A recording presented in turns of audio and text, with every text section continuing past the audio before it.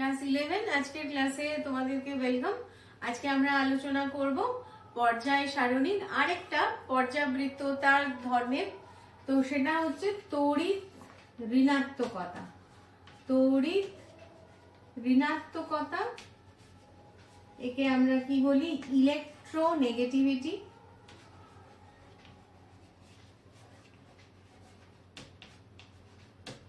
Electronegativity প্রথমে যেটা জানবো সেটা হচ্ছে সংজ্ঞা। যদি দুটো মৌলের পরমাণুর মধ্যে সমযোজী বন্ধন হয়, ভিন্ন মৌলের পরমাণু, তাহলে এই বন্ধন ইলেকট্রন জোড়কে নিজের দিকে আকর্ষণ করার যে ক্ষমতা, সেটাকেই বলা হচ্ছে তড়িৎ ঋণাত্মকতা। তো সংজ্ঞাটা লিখে ফেলবো আমরা। দুটি ভিন্ন মৌলের পরমাণু সমযোজী বন্ধনে আবদ্ধ হলে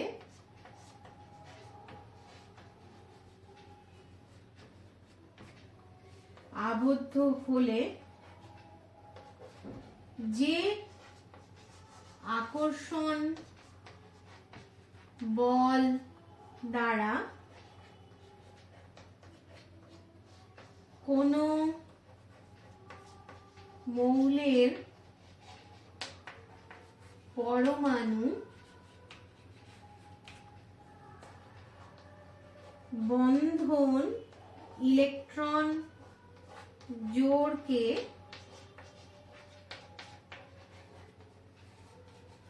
নিজের দিকে আকর্ষণ করে,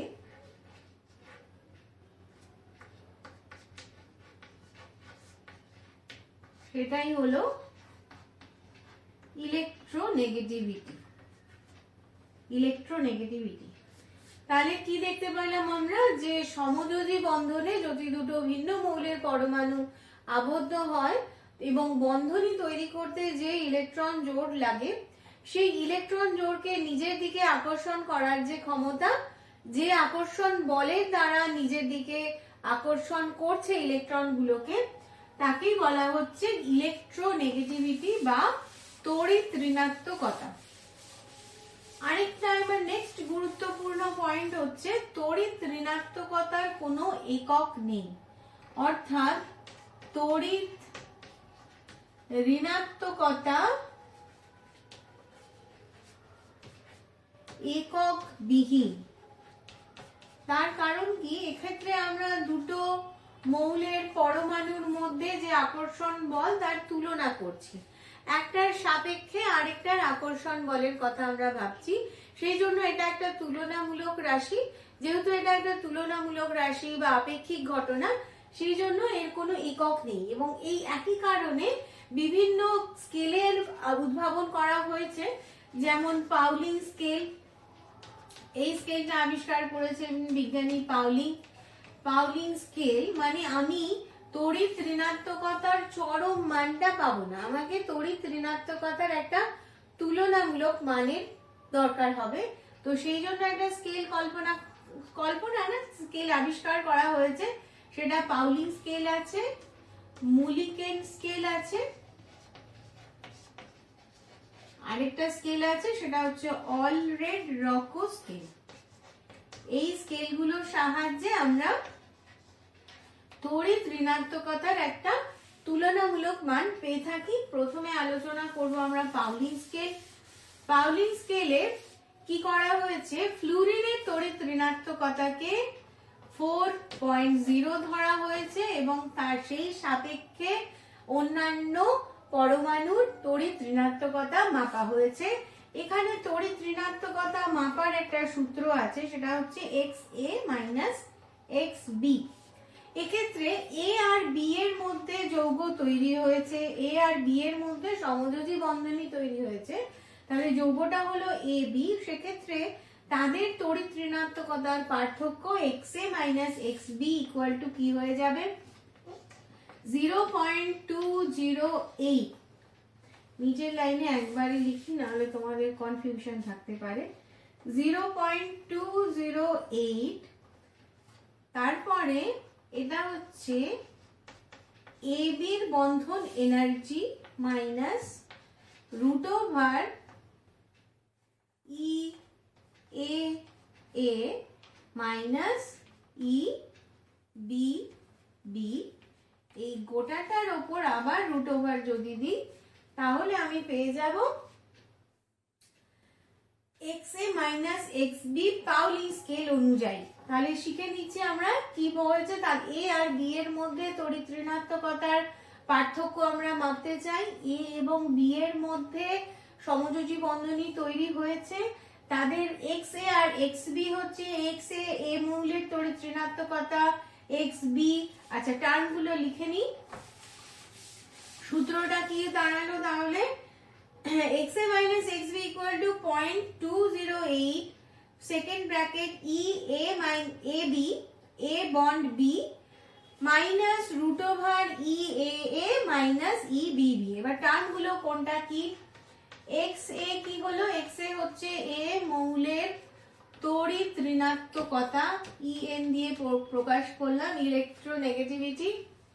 XB কি হয়ে যাবে, XB হচ্ছে B মৌলের তড়িৎ ঋণাত্মকতা, EAB, এটা হয়ে গেল A এবং B এর, অর্থাৎ এইভাবে বলতে পারি A বন্ড B এর বন্ধন শক্তি বা বন্ড এনার্জি, এই হয়ে গেল। আর EAA কি বলবো আমরা, EAA হয়ে যাবে A এর মধ্যে যে সমযোজী বন্ধন আছে তার বন্ড এনার্জি। আর EBB কি হয়ে যাবে, EBB হয়ে যাবে B বন্ড B তার বন্ড এনার্জি।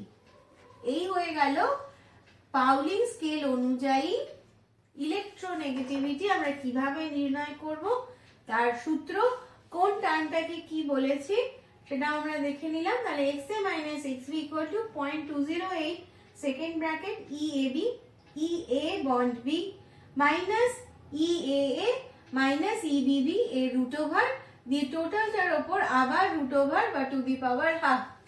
এই হয়ে গেল পাউলিং স্কেল। পাউলিং স্কেলে ফ্লুরিনের তড়িৎ ঋণাত্মকতাকে ধরা হয়েছে 4 এবং সেই অনুযায়ী স্কেলটা নির্ণয় করা হয়েছে, অর্থাৎ বিভিন্ন মৌলের তড়িৎ ঋণাত্মকতা এই পাউলিং স্কেল থেকে দেখানো হয়েছে। পাউলিং স্কেল অনুযায়ী তড়িৎ ঋণাত্মকতার মান আমরা দেখে নিলাম। এবার আমরা যেটা দেখব সেটা হচ্ছে মুলিকেন স্কেল। মুলিকেন স্কেল, এই স্কেল অনুযায়ী কি করা হবে, এই স্কেল অনুযায়ী কোন একটা মৌলের তড়িৎ ঋণাত্মকতা, XA হলো A মৌলের তড়িৎ ঋণাত্মকতা, সেটা হয়ে যাবে IP স্কয়ার যোগ EA স্কয়ার, না IP যোগ EA, এই দুটো ইলেকট্রন ভোল্টে মাপা হবে। একে যদি 5.6 দিয়ে ভাগ করি তাহলে আমরা সেই মৌলের তড়িৎ ঋণাত্মকতা পেয়ে যাব। যেমন IP মানে ionisation potential of A, EA মানে ইলেকট্রন অ্যাফিনিটি অফ A, অর্থাৎ A মৌলের তড়িৎ ঋণাত্মকতা আমরা নির্ণয় করতে চাইছি। XA কি হয়ে গেল, A মৌলের তড়িৎ ঋণাত্মকতা, ইলেকট্রোনেগেটিভিটি। এরপর IP মানে আয়নাইজেশন পটেনশিয়াল A, অর্থাৎ A মৌলের আয়নীভবন বিভব, আয়নীভবন বিভব বা আয়নীভবন শক্তি। আর EA কি হয়ে গেল, EAA এটা হয়ে গেল A মৌলের ইলেকট্রন অ্যাফিনিটি বা ইলেকট্রন আসক্তি।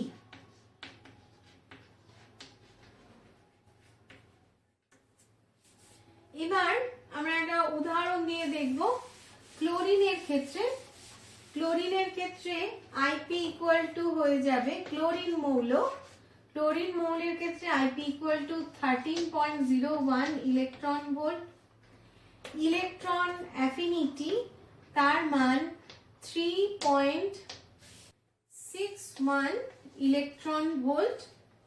তাহলে এই সূত্র অনুযায়ী আমার ক্লোরিনের ইলেকট্রন আসক্তির মান কত হয়ে যাবে, অর্থাৎ HCl হয়ে যাবে 13.01 যোগ 3.61 বাই 5.6। এটা হচ্ছে মুলিকেন স্কেল। এই অনুযায়ী এই ভাগটা আমরা যদি করি এটা পেয়ে যাব 2.97 বা অলমোস্ট ইকুয়াল টু 3। এটা মুলিকেন স্কেল অনুযায়ী তড়িৎ ঋণাত্মকতা আমরা কিভাবে মাপি সেটা। এবার আমরা দেখব অলরেড রকো স্কেল। অলরেড রকো স্কেল, এই স্কেল অনুযায়ী কোন একটা মৌলের তড়িৎ ঋণাত্মকতা কি হয়ে যাবে, Z এফেক্টিভ অর্থাৎ এফেক্টিভ নিউক্লিয়ার চার্জ ইনটু কি হয়ে যাবে, ইনটু ই স্কয়ার মানে ইলেকট্রনের আধান আর আর এ স্কয়ার। অর্থাৎ আর এ কি হয়ে গেল, আর এ হয়ে গেল এই এক্স পরমাণু, এক্স না এ পরমাণু যদি এ পরমাণুর সাথে সমযোজী বন্ধনে আবদ্ধ হয় তাহলে তার সমযোজী ব্যাসার্ধ হয়ে যাবে আর এ। তাহলে আর এ হলো এই পরমাণুর সমযোজী ব্যাসার্ধ। তো এটা অলরেড রকো স্কেল অনুযায়ী তড়িৎ ঋণাত্মকতা নির্ণয় করার সমীকরণ। এবার আমরা দেখে নেব তড়িৎ ঋণাত্মকতা কি কি বিষয়ের উপর নির্ভর করে।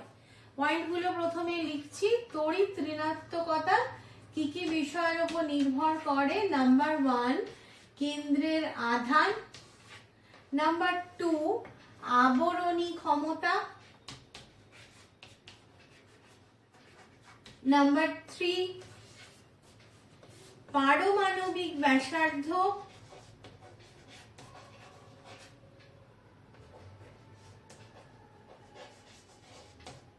নাম্বার 4 হয়ে যাচ্ছে সংকরায়ন, নাম্বার 5 জারণ সংখ্যা। এবার এক একটা করে আমরা পয়েন্ট আলোচনা করব।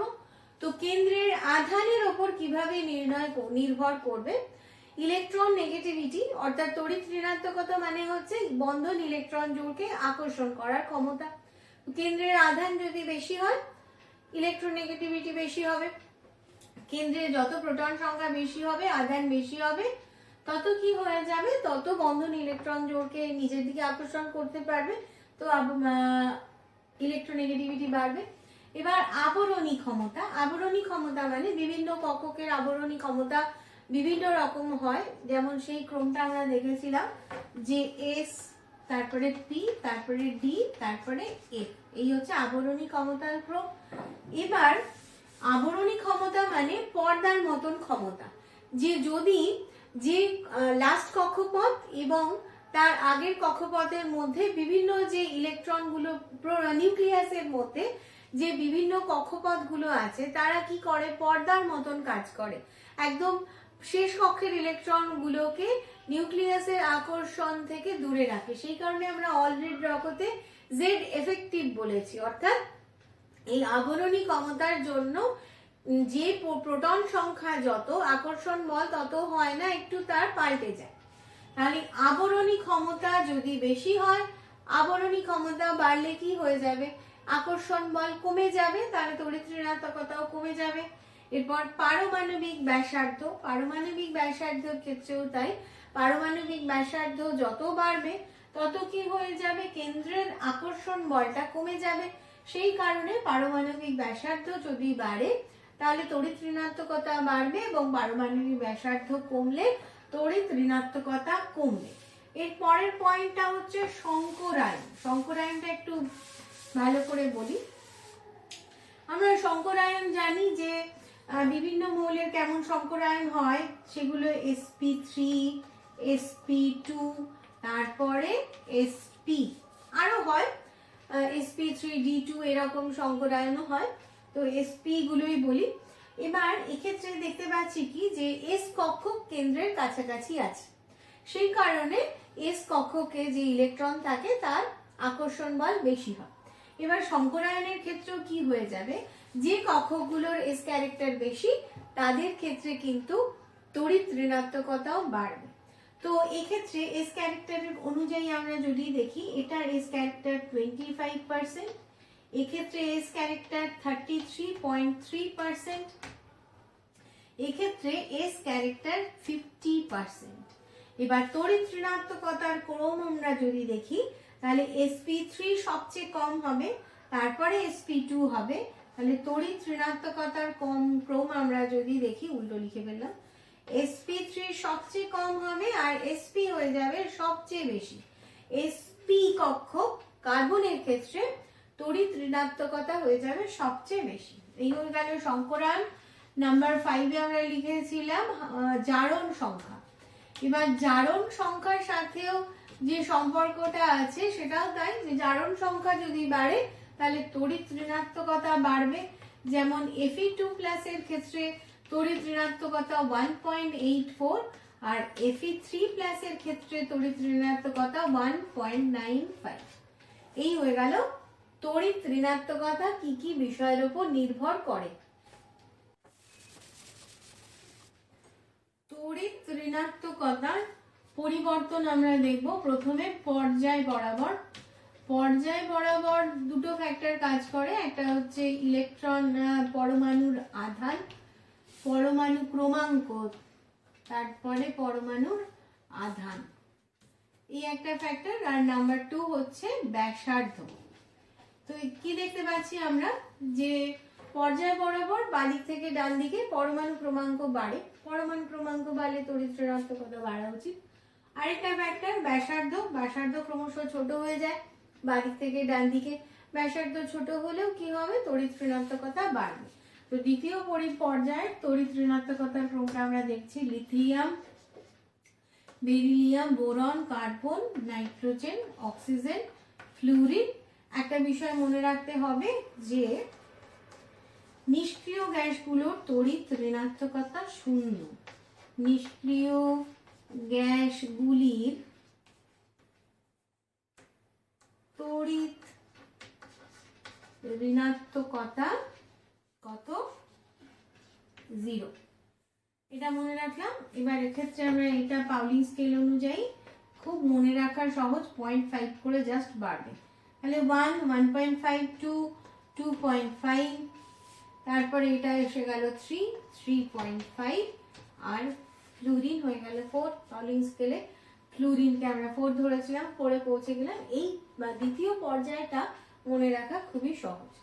এবার শ্রেণী বরাবর আমরা যদি দেখি, শ্রেণী বরাবর আমরা কি দেখতে পাবো, শ্রেণী বরাবর এই দুটো ফ্যাক্টরকে যদি আমরা দেখি তাহলে কি দেখতে পাচ্ছি, যে শ্রেণী বরাবর পরমাণু ক্রমাঙ্ক তো বাড়ে, কিন্তু ব্যাসার্ধ কি হয়ে যায়, অনেকটা বেড়ে যায়। ব্যাসার্ধ বাড়ার ফলে কি হয়ে যাবে, তড়িৎ ঋণাত্মকতা কমবে। তাহলে ফ্লুরিনের তড়িৎ ঋণাত্মকতা সবচেয়ে বেশি, তারপর ফ্লোরিন, তারপর ব্রোমিন, তারপর আয়োডিন। এদের তড়িৎ ঋণাত্মকতার মান 4, 3.5, এটা 2.8, এটা হচ্ছে 2.5। এই পাউলিং স্কেল অনুযায়ী মান। তাহলে শ্রেণী বরাবর ওপর থেকে নিচে, শ্রেণী বরাবর ওপর থেকে নিচে কি হয়ে যাবে, কমবে। আর পর্যায় বরাবর বাদিক থেকে ডান দিকে বাড়বে। পর্যায় বরাবরের মান দেখে নিয়েছি। নিষ্ক্রিয় গ্যাসগুলো তড়িৎ ঋণাত্মকতা 0। এরপরে তড়িৎ ঋণাত্মকতার প্রয়োগ, অর্থাৎ তড়িৎ ঋণাত্মকতাকে আমরা কোথায় প্রয়োগ করব। নাম্বার 1, বন্ধনের প্রকৃতি আমরা জানতে পারি। যেমন যদি তড়িৎ ঋণাত্মকতার কোনো পার্থক্য না থাকে, তড়িৎ ঋণাত্মকতার পার্থক্য না থাকলে সেটা হয়ে যাবে সমযোজী বন্ধনী। সমযোজী বন্ধন, যেমন যদি একই টাইপের মৌলের মধ্যে বন্ধন হয় তাহলে তাদের ক্ষেত্রে কোনো তড়িৎ ঋণাত্মকতার পার্থক্য নেই। H H, O double bond O, N triple bond N, Cl bond Cl, এগুলো কি হয়ে যাবে, প্রত্যেকটা হয়ে যাবে সমযোজী বন্ধনী। নাম্বার 1 হয়ে গেল। তাহলে তড়িৎ ঋণাত্মকতার কোনো পার্থক্য যদি না থাকে তাহলে সেটা হয়ে যাবে সমযোজী বন্ধনী। নাম্বার 2, তড়িৎ ঋণাত্মকতার যদি পার্থক্য থাকে তাহলে সেই বন্ধনীটা হয়ে যাবে ধ্রুবীয়। ধ্রুবীয় বা পোলার হয়ে যাবে, মেরুর সৃষ্টি হবে, ধনাত্মক মেরু আর ঋণাত্মক মেরু, যেমন এইচ আর CF। এক্ষেত্রে কি হয়ে যাবে, এটা ডেল্টা প্লাস হয়ে যাবে, এটা হয়ে যাবে ডেল্টা মাইনাস। তো এটা ধনাত্মক মেরু, এটা ঋণাত্মক মেরু। যত তড়িৎ ঋণাত্মকতার পার্থক্য বাড়বে ধ্রুবীয়তা তত বাড়বে। তাহলে তড়িৎ ঋণাত্মকতার যদি পার্থক্য থাকে সেই বন্ডটা হয়ে যাবে ধ্রুবীয় বা পোলার, এবং যত তড়িৎ ঋণাত্মকতার পার্থক্য বাড়বে সেটা হয়ে যাবে তত তার ধ্রুবীয়তা বাড়বে। নাম্বার 3 ধ্রুবীয়তা এই বাড়তে বাড়তে যদি তড়িৎ ঋণাত্মকতার পার্থক্যটা 1.9 হয়ে যায়, 1.9 এর পার্থক্য যখন বেশি হয়ে যাবে, এর চেয়ে যদি বেশি হয়ে যায় তাহলে কি হয়ে যাবে, একে আমরা এইভাবে যদি লিখি যে না 1.9 এর চেয়ে বেশি হয়ে গেলে বন্ধনটা হয়ে যাবে আয়নীয়। বন্ধনটা কি হয়ে যাবে, তখন বন্ধনটা হয়ে যাবে আয়নীয়।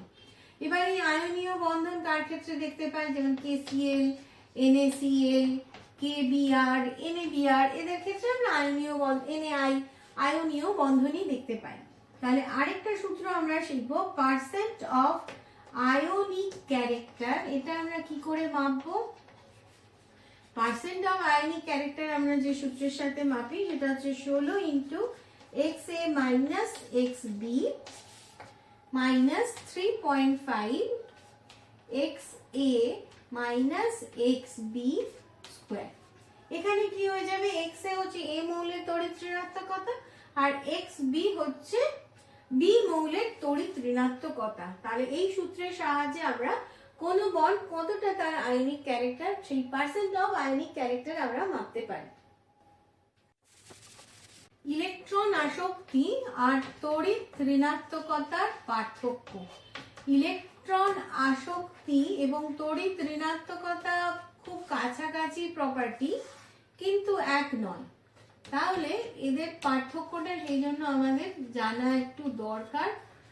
পরীক্ষাতে এত সহজ প্রশ্ন আসে না, আগে আসতো। তড়িৎ ঋণাত্মকতা, প্রথম পার্থক্যটা হচ্ছে সংজ্ঞা।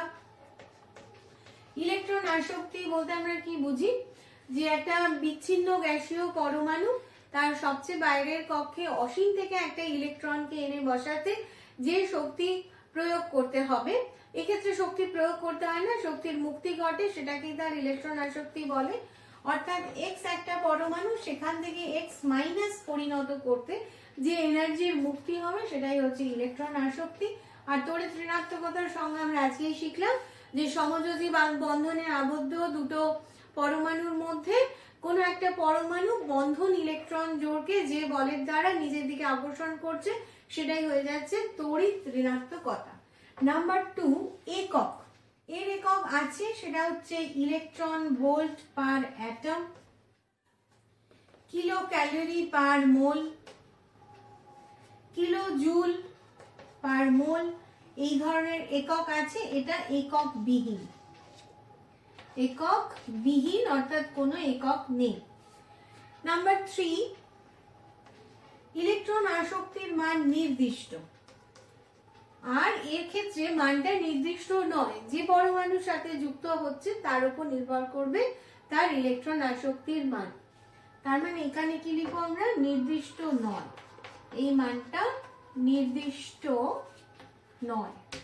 আরেকটা পয়েন্ট যেটা বলতে পারি যে ইলেকট্রন আসক্তি একটা পরমাণুর একটা বিচ্ছিন্ন ঘটনা, কিন্তু এক্ষেত্রে তাহলে নাম্বার 4 আমরা লিখলাম বিচ্ছিন্ন ঘটনা একটা পরমাণুর ক্ষেত্রে, কিন্তু এক্ষেত্রে কি হয়ে যাবে, এটা তুলনামূলক ঘটনা। আরেকটা পরমাণুর সাথে আমরা তুলনা করে তবে আমরা তার মান নির্ণয় করতে পারবো।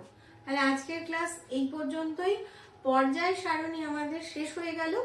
এখনো ছোটখাটো কিছু প্রশ্ন থাকলো, ক্লাসের শেষে বা অন্যান্য ক্লাসে কিছু প্রশ্ন নিয়ে আলোচনাও করব আমরা, যে ইম্পর্টেন্ট প্রশ্ন, কিন্তু চ্যাপ্টারের পড়ানোর বিষয়টা আজকে শেষ হয়ে গেল।